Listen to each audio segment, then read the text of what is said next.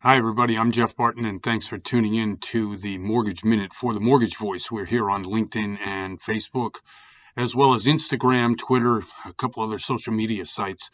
We have a radio show that we blast on the weekend, 5 stations, 3 different states. If you can see it all, great. If you can't, this brief synopsis of what's going on today. It's a rare Sunday version. Let's get right to it. What's happening out there in the marketplace is that there's a bit of a holding pattern. We're not quite sure whether there's going to be a stimulus or whether there's going to be a slowdown of the economy as a result of no stimulus.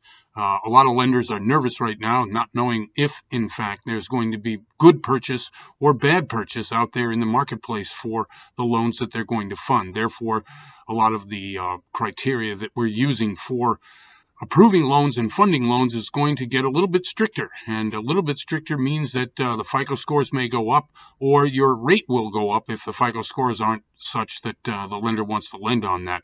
Also, there may be more monetary requirement needed for purchase loans.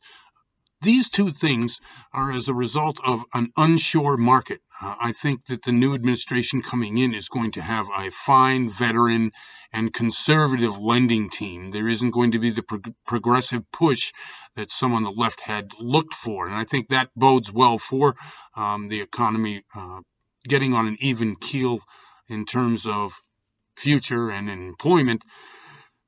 But this particular aspect of 10 to 15 million people who don't have their jobs back, what's going to happen to them? They've just extended the moratorium on mortgages as well as on getting evicted for non-payment of rents to January 31st. And this will be in, I guess, a couple of weeks into the administration, 10 days into the new administration.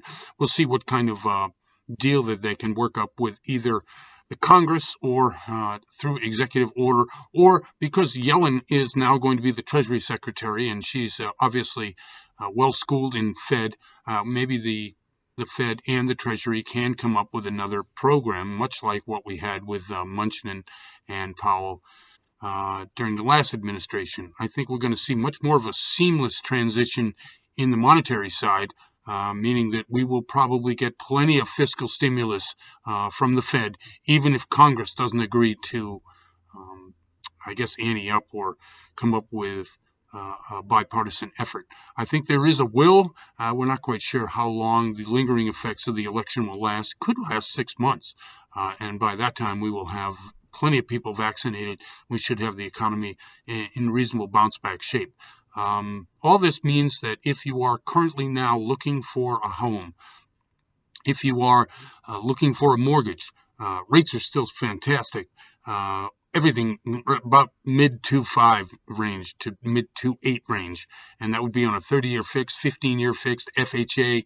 That would also be on jumbo loans, about 3.22%. These are all averages of what's happening out there in the marketplace, and I think that if you take advantage of that, problem is that prices for real estate have really gone up 7% this year. And at the beginning of the year, I, in particular, along with many other people, were predicting that we would see a slowdown in the economy, rising inventory, and therefore prices would not rise. They would actually fall. That really went out the window when COVID hit. And surprising, real estate has really buoyed the economy. Will it continue to do so? If you go to Housing Wire, if you go to Mortgage News Daily, a couple of sites that you can look and see the same articles that I see and use for this particular broadcast and this component for the show. Anyway, thanks very much for tuning in. Appreciate it much, and we'll see you tomorrow.